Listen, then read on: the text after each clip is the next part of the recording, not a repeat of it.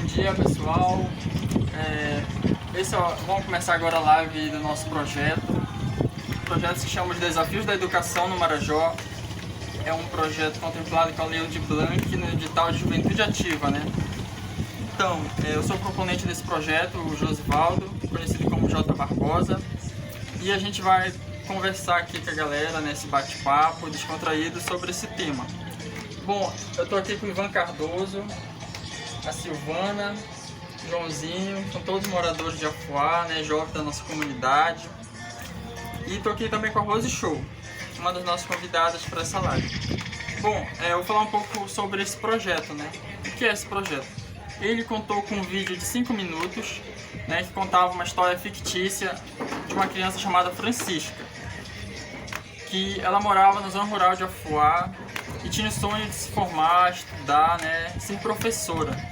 Porém, ela passou por uma série de dificuldades para ter acesso à educação, que apesar de ser uma história fictícia, mas é uma realidade do nosso Marajó, é parecida com a realidade de milhares de marajoaras, né? Então, por isso que a gente resolveu fazer essa live para debater esse tema que é bastante interessante. Bom, agora eu vou contextualizar um pouco a nossa realidade da Ilha de Marajó, né? Que nós vivemos num arquipélago que possui 16 municípios e o arquipélago tem uma população de mais de 500 mil de habitantes. É muita gente, então eu vou convidar aqui a professora Rose Show, ela que é pedagoga, né, artista da floresta e também atua na sala de aula. Eu vou começar aqui perguntando para ela: Rose, morar no Marajó não é fácil, é muito difícil ser marajoara. Então, queria perguntar para ti o que leva a ser tão difícil a educação no Marajó, né? Bom dia a todos. Primeiro, essa dificuldade de ser marajoara, lembrando que é voltada ao tema da educação, porque quando a gente vai para a questão do prazer de viver com a convivência com a fauna, com a flora, com os rios, né, com a nossa floresta maravilhosa, é prazeroso, né, Jota? Mas em relação à educação, realmente é difícil, é muito complicado.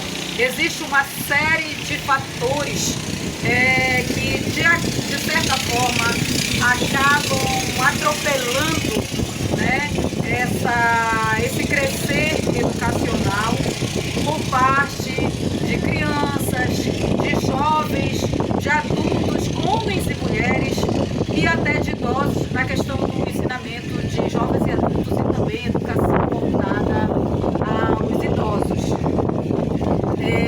Nós aqui no Marajó, nós temos várias vertentes que dificultam a qualidade do ensino no Marajó, a qualidade da educação, que inclusive nos lança nacionalmente com um índice muito triste, sendo que o arquipélago do Marajó, hoje, dos nossos 16 municípios que compõem o nosso arquipélago, 8 estão entre os 45 piores índices, né, que é o IDH brasileiro.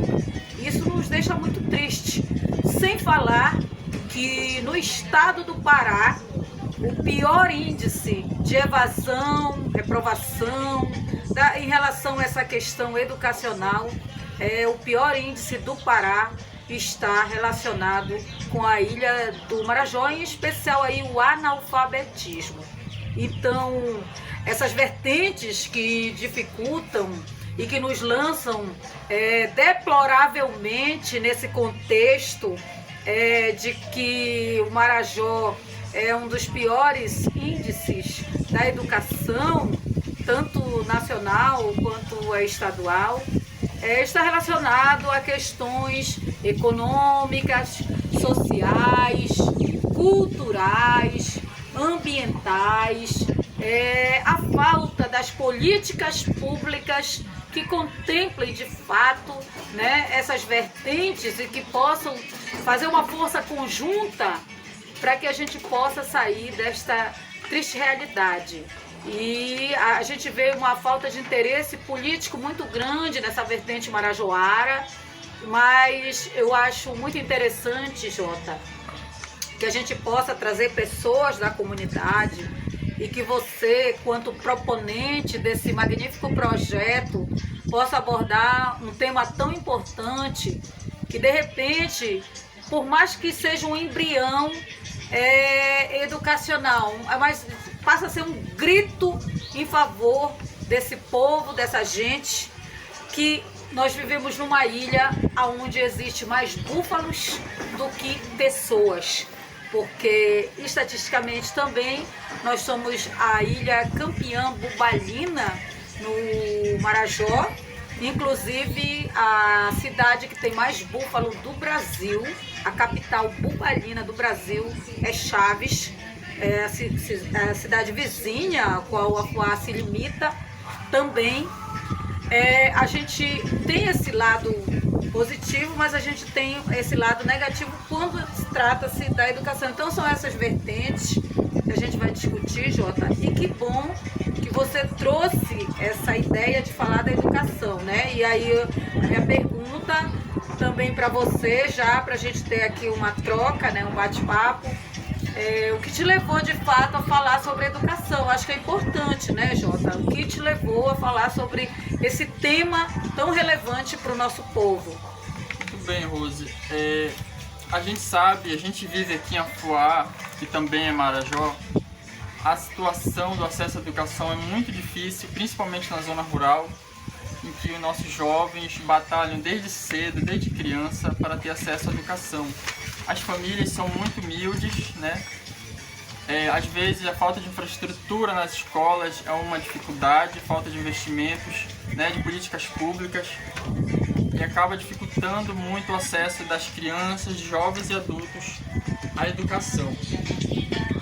Na verdade, falar sobre a educação no Marajó, ela transcende ali apenas o ensino-aprendizagem, a mediação do conhecimento, que é essa questão da sala de aula. O professor tá ali mediando esse conhecimento, porque o professor, ele não repassa conhecimento, ele media entre o que a criança sabe, a sua realidade, entre o que ele possa oferecer também para essa criança. Existe uma troca em relação ao conhecimento para que a gente, de fato, através da educação, a gente possa formar cidadãos de bens, comprometidos com a sua cultura, com a sua comunidade, para que a gente possa, Jota, também contribuir em relação a essa criança que, ao abandonar a escola, ela está à mercê de uma vida com mais dificuldades, ela pode, de repente, ser entregue aí a uma sociedade que não é a que nós queremos, que se envolver com coisas errôneas, enfim. Então há uma série de fatores que a gente precisa contribuir, que nós, quanto marajoaras, que já temos aí um trabalho com essa comunidade, e é importante que a gente fale do trabalho do Jota Barbosa nesse momento, porque o Jota, ele passa a ser um influenciador e uma pessoa que acaba sendo pesquisada e propagada devido aos inúmeros concursos que já ganhou na esfera nacional e também na esfera internacional, concursos fotográficos. Então, quando parte de uma pessoa dessa que já tem toda uma história, uma trajetória linda, de um marajoara desbravador que acredita na sua cultura, na sua ilha, no seu arquipélago, nas suas raízes, a gente passa a entender que a gente tem um certo comprometimento com o nosso público. Não é mais só um eu, já não é aquela coisa egoísta, não. A gente precisa entender que a gente precisa propagar e levar à frente, ajudar com o nome que a gente tem, com a imagem que a gente tem. A gente precisa ajudar. E não precisa você ter um nome nacional e internacional para você ajudar a sua comunidade. Qualquer pessoa pode ajudar, um pescador, um seringueiro, uma pessoa que trabalha com palmito. Qualquer pessoa pode ajudar quando você leva a sua fala, você tem a sua luta. E aqui esse vídeo não deixa de ser uma luta em favor do nosso povo do Marajó e que esses gritos sejam ecoados. Olha, são vários fatores que levam, a gente vai especificar alguns aqui, a gente vai conversar com os nossos convidados, mas assim, só para vocês terem uma ideia, essa questão de infraestrutura nas escolas, para começar, nós não temos internet. Na maioria das escolas da zona rural, do arquipélago do Marajó, não tem acesso à internet. Os alunos sequer conhecem em muitos lugares o que é um data show. E tem aluno que não tem na sua escola carteira suficiente para estudar, não tem direito a uma xerox, e quando tem, o professor precisa levar da cidade tudo prontinho, organizado, para que aquele aluno possa ter. Ainda tem alguns lugares que os quadros ainda são no tempo do giz, de tão atrasado que está. Alunos que não recebem material, a gente vai entrar mais em detalhes sobre isso. Nós temos ainda escolas precárias, onde o aluno ele precisa ainda pular na lama para subir, que não, ainda é no tempo dos trapiches feito ainda com miritizeiro, que é a questão ainda vernacular, do tempo do início do afuá. E antes de 1890, quando Micaela chegou aqui, a gente dá o exemplo da nossa cidade, mas isso é em todo o Marajó. Mas naquele tempo as pontes eram todas de miritizeiros. E ainda hoje, em muitos lugares do Marajó, você ainda vê a criança tendo que passar por isso. A criança tendo que estudar, sem a devida proteção, muitas vezes até sem a coberta da embarcação, vai no sol, vai na chuva. A questão também do que se oferece para essa criança, o tempo que ela viaja, o tempo que ela fica dentro das escolas. Boa parte não tem merenda, e quando tem, ainda é o famoso suco com bolacha, que inclusive é proibido pelo Ministério da Educação, o suco com bolacha, mas ainda é muito presenciado esse tipo de merenda no Marajó. Por quê? Porque até a questão da fiscalização é difícil, né? Então tudo se torna um desafio. Essa questão do tempo que essa criança leva é muito importante, porque já chega com a mente cansada. E você sabe, a gente precisa estar com a mente bem tranquila quando a gente vai para um processo de aprendizado, de ensino. Então o professor também tem suas dificuldades, precisa viajar para receber, ele precisa muitas vezes ter sua própria embarcação, independente da embarcação que as prefeituras possam disponibilizar. Esse professor muitas vezes ele não tem a casa do professor, ou ele mora na escola, ou mora com alguém da comunidade. Então tudo é desafio para quem inclusive tem os rios como suas ruas, né? Nós não temos o carro, nós temos as embarcações. E em muitos lugares também as crianças elas têm que saltar na beirada, aí nas margens, né, nas ribanceiras, e ela tem que caminhar por um bom pedaço de tempo para chegar. Em alguns lugares é a búfalo, e outros é a cavalo. Então são tantas situações que o Marajó enfrenta, que muitas vezes também é importante dizer que não são mostradas essas vertentes, né? Muito embora o Marajoara seja ainda um povo muito feliz, porque convive com a natureza, né?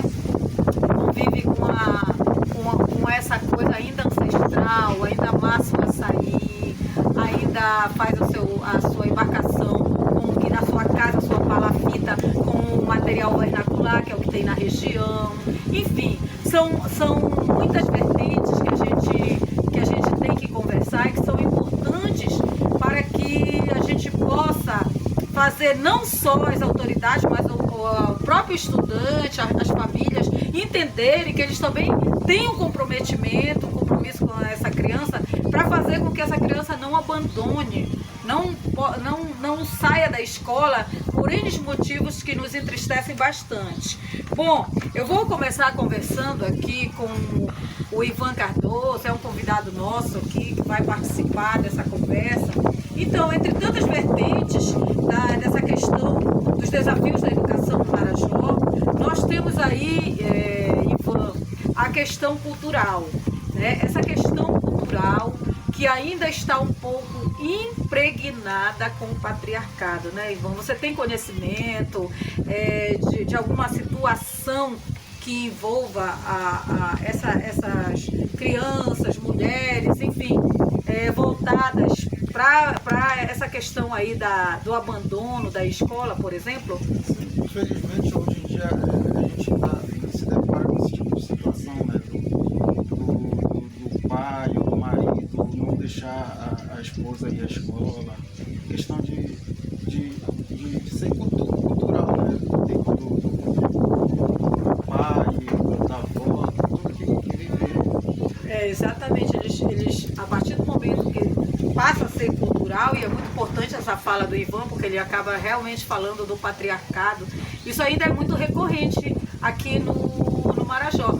Olha, nós temos pessoas de municípios aqui vizinhos, a gente hoje fala aqui do município de Afuá, mas municípios vizinhos, mulheres que a gente conversou, Ivan, em que elas chegaram a fazer prova escondido em Macapá, e quando chegou naquele momento o pai não deixou ela estudar, porque ele dizia que ela era para ter os filhos e cuidar da casa, né? Aí você imagina como fica o psicológico dessa mulher, porque também há de se entender que uma mulher, quando se forma, ela passa a ajudar também dentro da economia da casa, né? Mas aí tiveram que ficar em casa por esses motivos, e a gente tem tanto exemplo de pai, né, de esposo, e a gente tem também o exemplo das pessoas mais velhas, que ainda assim, ainda tem alguns que acreditam, né?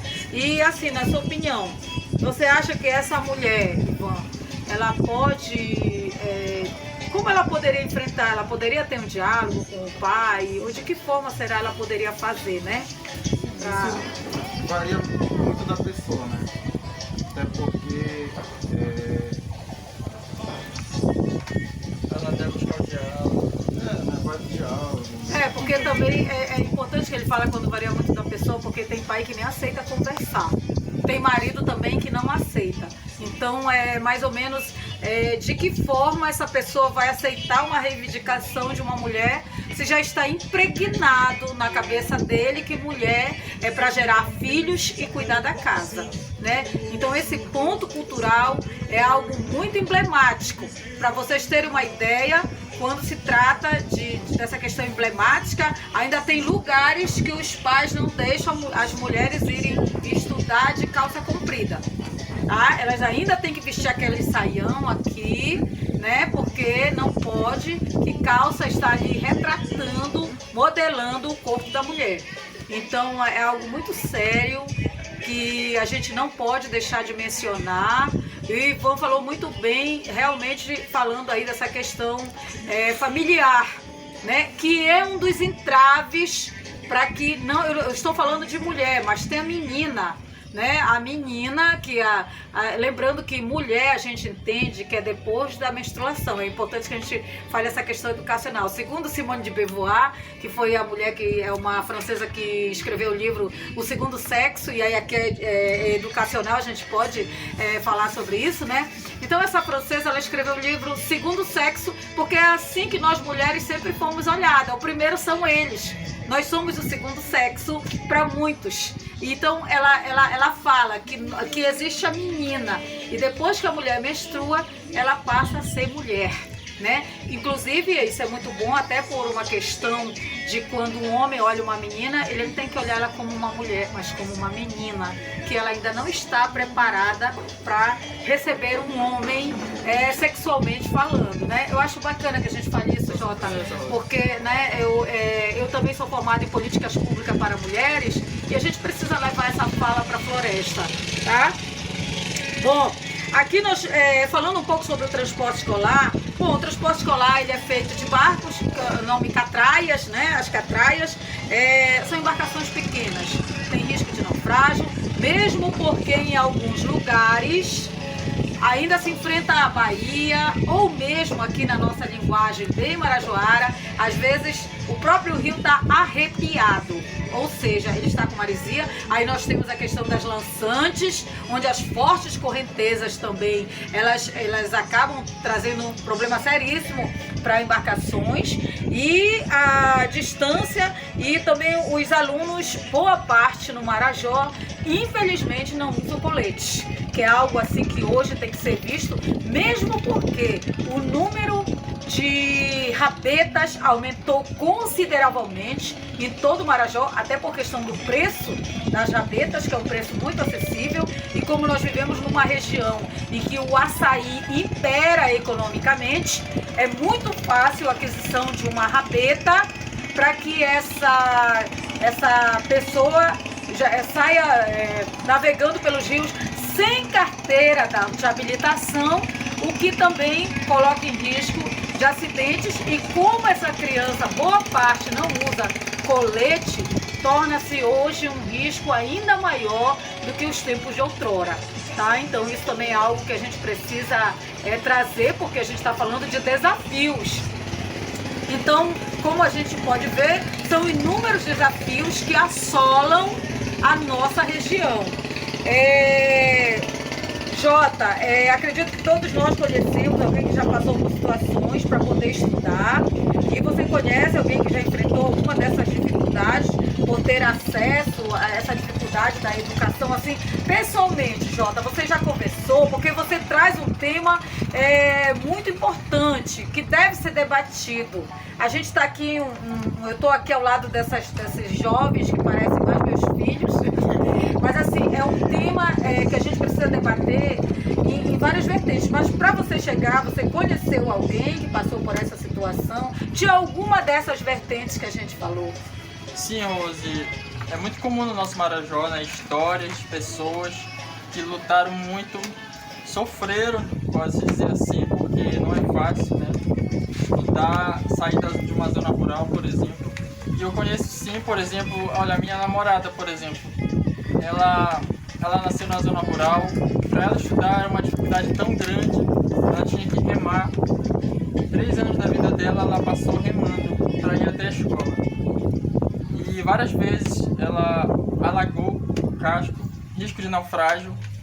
Então era de uma dificuldade muito grande. A escola não tinha a estrutura necessária, não tinha merenda. E também o material didático nem se fala, né? Então, mas ela, com a força de vontade dela, ela ia para a escola todos os dias. Então, por aí você vê que o Marajoara, ele tem muita vontade de estudar, porém as dificuldades são grandes, muito grandes. Muito grandes, e a gente vê que o Marajoara, quando ele chega a atingir um patamar de estudar uma graduação, pós-graduação, as pessoas imaginam que tudo é muito fácil. Não é fácil aqui, tudo é muita luta. Inclusive essa história, essa e outras histórias, vem no meu livro, a infância na Ribeira. Eu trago essa questão, EJ, é muito importante a gente falar sobre isso aqui, essa questão da gente poder, mesmo sendo Marajoara, nos recantos que seja, mas você consegue desenvolver as suas 9 inteligências, que segundo Howard Gardner, nós, seres humanos, nós temos 9 inteligências. E o Marajoarazinho, ali ele desenvolve essas inteligências, ele vai à luta e ele consegue crescer, ele consegue se formar. Não se faz de vítima, porque isso é importante. Bom, a gente vai falar sobre um assunto que a gente não pode fechar os olhos para este assunto. É o escalpelamento, né? Que, aliás, já aconteceram vários no Marajó, de pessoas, inclusive alunos, que foram vítimas de escalpelamento. Antes mesmo de entrar profundamente na questão do Marajó, eu gostaria de falar para vocês o que é o escalpelamento, né? O escalpelamento é quando um eixo do motor, ele pega os cabelos, né, enrola e puxa aquele cabelo de uma forma que a pessoa não pode se defender e acaba, inclusive, comprometendo o rosto, o couro cabeludo. E detalhe, só a título de informação, escalpelamento não pode acontecer somente com o eixo do motor, mas pode também ser através de um ventilador. O ventilador também causa escalpelamento. Mas neste caso, nós vamos falar sobre o escalpelamento na Ilha do Marajó, que também é um cuidado, um desafio, e a gente traz essa fala porque por ser um desafio, a gente precisa alertar. Bom, é interessante que as pessoas saibam que mais de 1.500 pessoas foram vítimas de escalpelamento na Amazônia como um todo. Grande parte dessas pessoas foram no Marajó. tá? No nosso arquipélago do Marajó. É importante dizer que existe uma lei, a Lei 11.970 de 2009, que foi da deputada federal Janete Capiberibe, né? Uma lei que ela obriga o proprietário da embarcação a ter que fazer a proteção da carenagem, né, para que o motor não venha comprometer essas pessoas, especialmente as mulheres que são vítimas do escalpelamento, mas alguns homens também, se vocês forem ver nas estatísticas, é importante dar essa informação, alguns homens também são vítimas de escalpelamento, aqueles cujos cabelos também são longos, tá? E é importante a gente mencionar que, muito embora tendo uma lei, ainda em algumas embarcações que alunos estudam, ainda não tem essa proteção. Então é algo assim que coloca um pouco em risco essa criança. E na verdade a gente sabe que quando uma pessoa passa por algum problema relacionado com o escalpelamento, mexe com o financeiro, com o psicológico, com o emocional.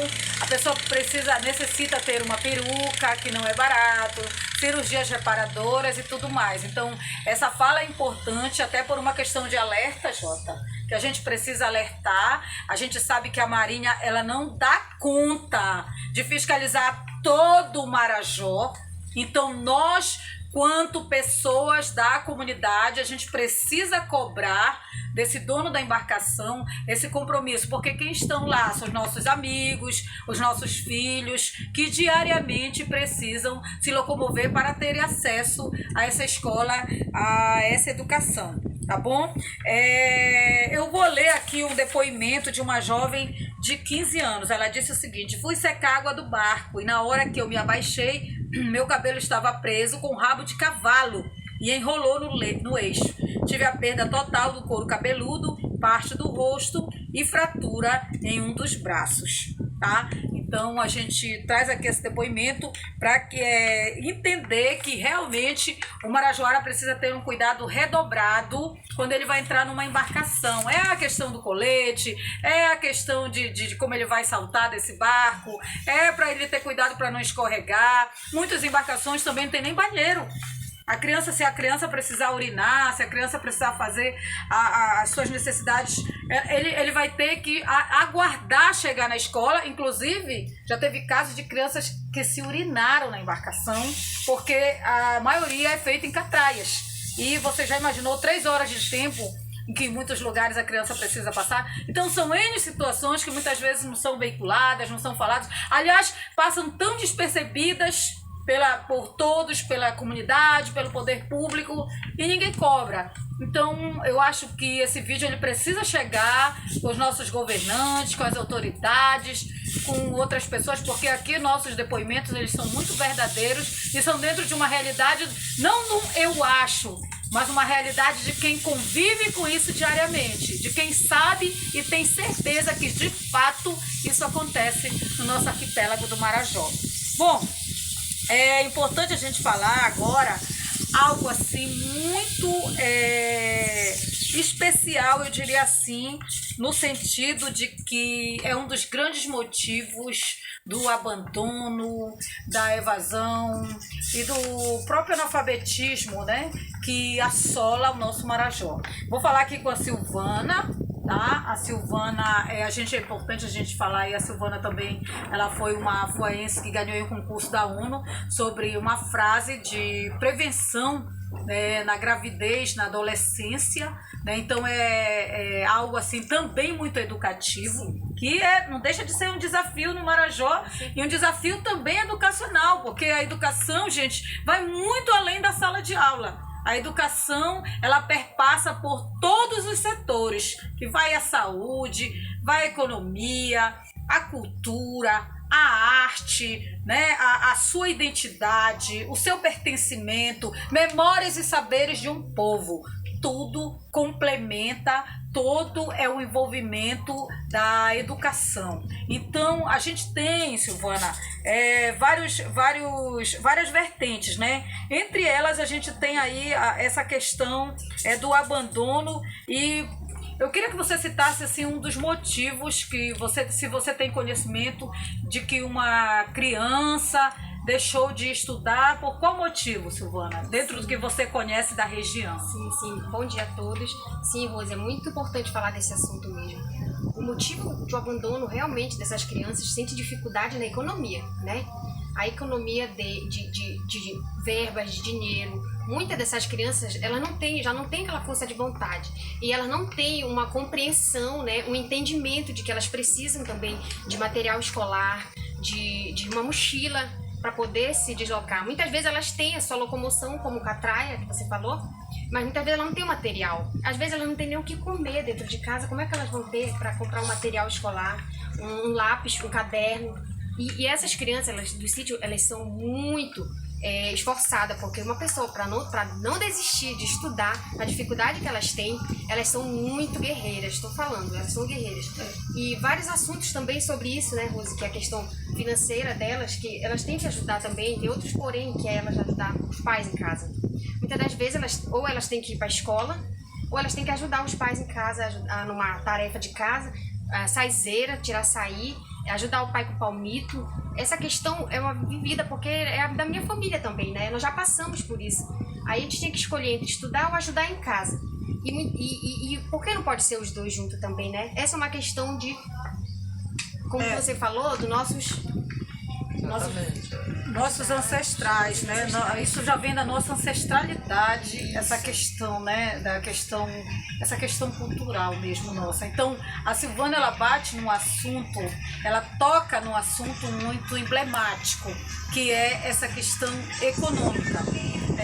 Quando uma criança precisa decidir entre a escola e o trabalho, porque nem sempre é porque ela quer.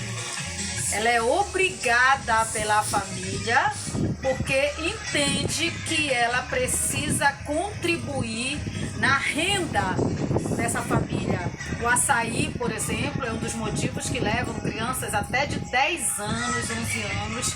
E isso é muito comum, uma criança de 10 anos no Marajó já subir no açaizeiro, tirar o açaí. E a gente, por um lado, a gente não é contra, porque realmente para eles é natural. No entanto, a gente é contra abandonar a escola, né? Mas que isso não tivesse que ser uma obrigação dessa criança já assumir nas costas essa grande carga de ter que contribuir, né? E também nós temos aí essa situação de materiais, né? Os materiais que a Silvana muito bem falou, essa criança trabalha com material mais precário que o pai muitas vezes é só o lápis e o caderno, né? Não tem um lápis colorido, não tem uma tinta guache. Mochila é luxo. Mochila no Marajó é luxo para criança, tá? Então, é uma vertente de uma realidade em que você acaba são dois crimes cometidos aí. Um é o abandono, porque nos 10 mandamentos do Estatuto do ECA, nos 10, a criança, uma das vertentes é o direito à educação. Então já começa aí um crime, porque você acaba tirando essa criança da sala de aula. E o outro é porque você acaba colocando essa criança na escravidão do trabalho infantil, né? Então é um outro crime que para você ver que não é só um.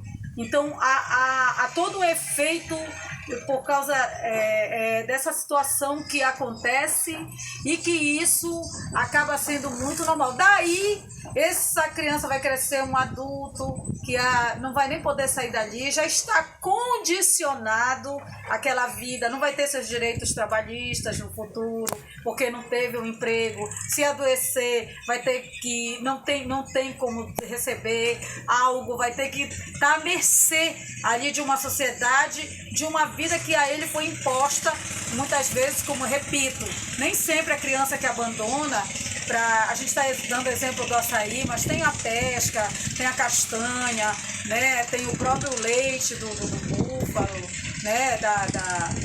essa questão também da agropecuária, né? Que a gente sabe que o Marajó ele é muito extenso. Nós temos o Marajó dos campos e o Marajó das florestas, né? Lembrando que o Marajó dos Campos já é voltado mais para essa questão da economia agropecuária, que é uma outra realidade, né? E a gente tem os da Ribeira, que são já voltados para o Rio. Bom, um dos assuntos muito importantes que a gente tem para falar é sobre a questão do acesso ao ensino superior no Marajó. Nós temos uma dificuldade muito grande, são poucas as cidades do Marajó que possuem universidade grátis. Não existe isso, praticamente nós temos ainda a cidade de Breves aí, e as cidades próximas aqui, por exemplo, do município de Afuá, Najás, Chaves, não têm acesso ao ensino superior, a menos que as pessoas possam se deslocar ou possam pagar por isso. Mas de uma forma assim que seja uma política pública que contemple, nós não temos. Então, são muitas dificuldades para se estudar em outra cidade. Nós temos aqui o exemplo, nós vamos aqui falar sobre o Joãozinho. O Joãozinho é um jovem... Bom dia, João. Bom dia. Você está estudando que série? No 8º ano. Olha, ele está no 8º ano, né?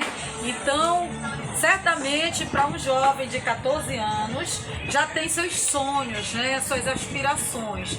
Então, Joãozinho, você já pesquisou e sabe que no município de Afuá não tem faculdade que você tenha um acesso grátis. Então, você quer estudar o quê? Estudar direito. Olha, ele quer estudar direito. E aonde será esse estudo? Provavelmente vai ter que sair da cidade, buscar oportunidades fora do município, porque a Afuá não tem essa capacidade aí, não tem estrutura para obter essa oportunidade, né, de conseguir as coisas como a gente quer.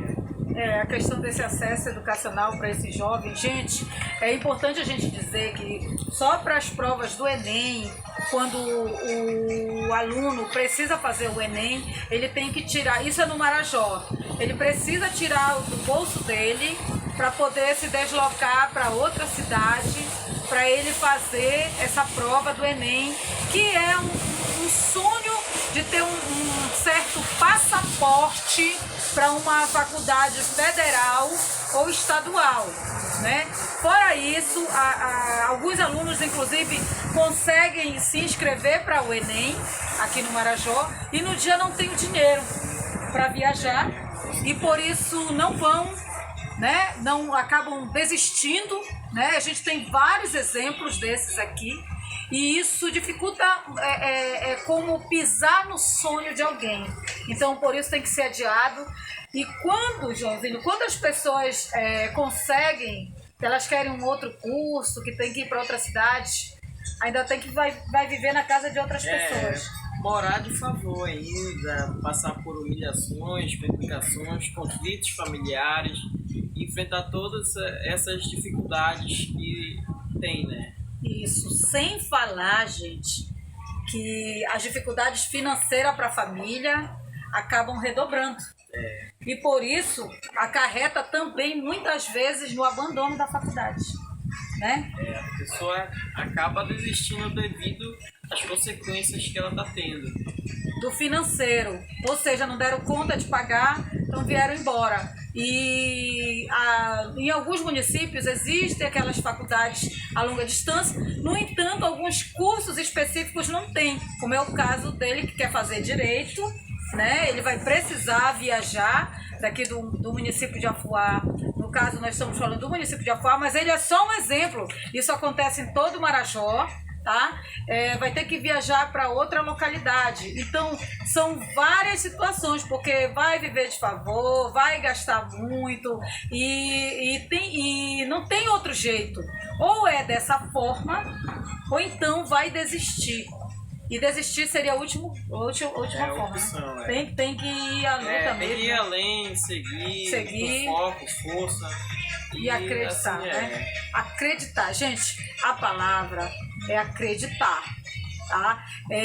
Eu sempre digo, nós, marajoaras, amazônidas que somos, nós não podemos nos curvar diante aos intempéries que porventura apareçam, que a gente sabe que vão aparecer no nosso caminho.